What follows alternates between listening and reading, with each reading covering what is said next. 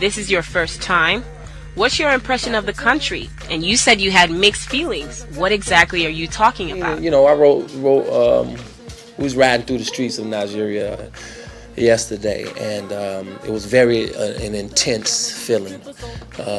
It was very intense. It's a very intense city, and good, but at the same time, I want to do something to help Nigeria as well. You know, I'm not gonna sit here and say, "Oh yeah, Nigeria is all that, it's off the chain."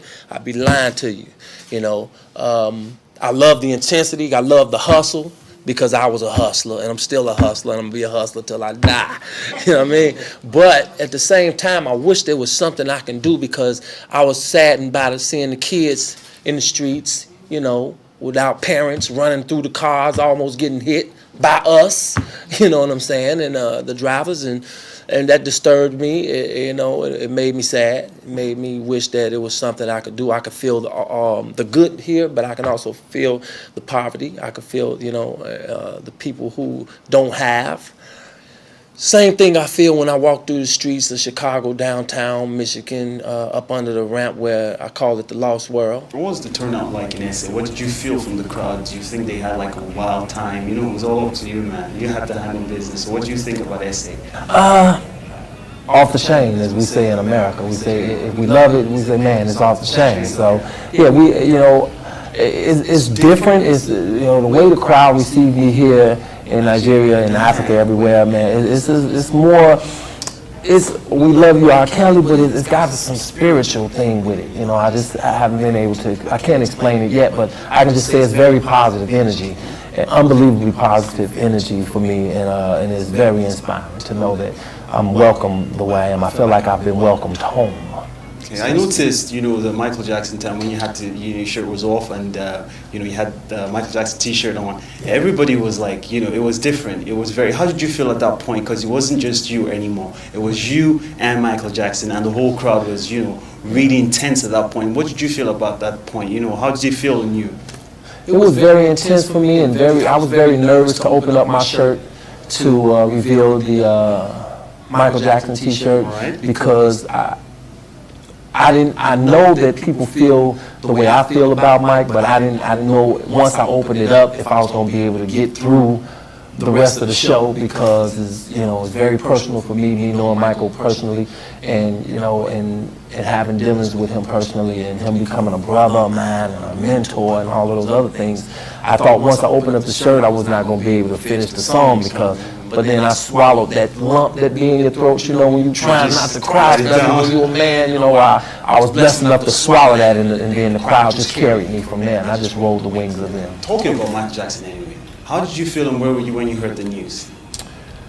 I was in South Africa, actually, and I was awakened, out of my sleep, with a knock on the door, and those are the worst ways to find out things, because you're coming out of your sleep, and that's not something you want to be awakened to, but to go to the television, and before I could get to the television down the hall, I heard the television playing Michael's songs. I just slid down on the floor, and I said, I was not dreaming. This is for real. And I eased into the living room, and there it was. It was true that Michael had passed on, and it hasn't sank in even yet. And I don't think it ever will with anyone. With the major charity support all over the world by entertainers, we had to ask him if he was setting up a charity initiative in Africa. To be perfectly honest with you, and I talked to Penny and them about this, and my management everywhere, when I first hit Africa and I look around, I said, this kind of reminds me in the weirdest way of where I grew up at and the way I grew up. And I said I wanted to come, and this is even before I came to Africa. I said, when I go to Africa, I want to do a documentary. That's for one. R. Kelly Goes to Africa, my life backstage. I want to write a book on my experience throughout my life, and then coming to Africa. And then I said I want to do something humanity-wise here in Africa. I don't know what, because I wouldn't know the first place to start. But I said that I didn't want to come up here and just get on a stage, sing songs, get paid, and go back home. The flight's too long for one. If I'm gonna get on a flight and come all the way over here 30, 20-something hours over the water, whatever, I want to do something that's going to touch people and touch my life. Finally, is it true they call you the vampire? Like, you get in the studio, you're an all-nighter, you're just doing your thing, and you just gotta get up, early the next day or whatever time you decide to get out of the studio, and it's all done. The recipe has been put together. They call me all kind of things, man, when it comes to that. The vampire, the landlord, the janitor. I done heard all kind of stuff, because I am up all through the night, and there is no hour. I call it 50 o'clock in the morning. That's the time I'm up till, 50 o'clock. Doing tracks in the studio, trying to be creative, and I feel like when the world is asleep, I'm at my best. That's when you can come up with your hits. Absolutely. You don't have people, cousins and stuff calling you, trying to borrow money and trying to help you with condos and stuff. Absolutely. You're paid.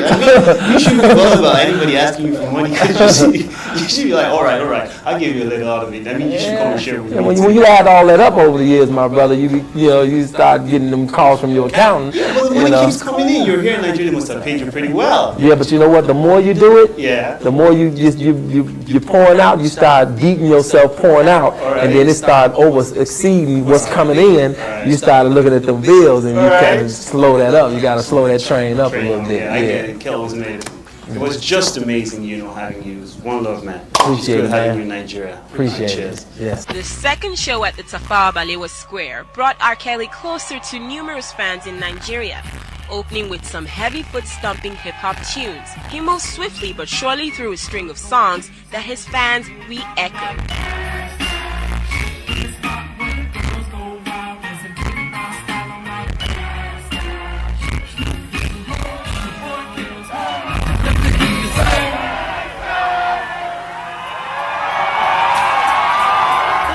Was impressive, though almost ruined by the rain, but fans kept it real and danced under the light downpour, as Lagosians couldn't get enough.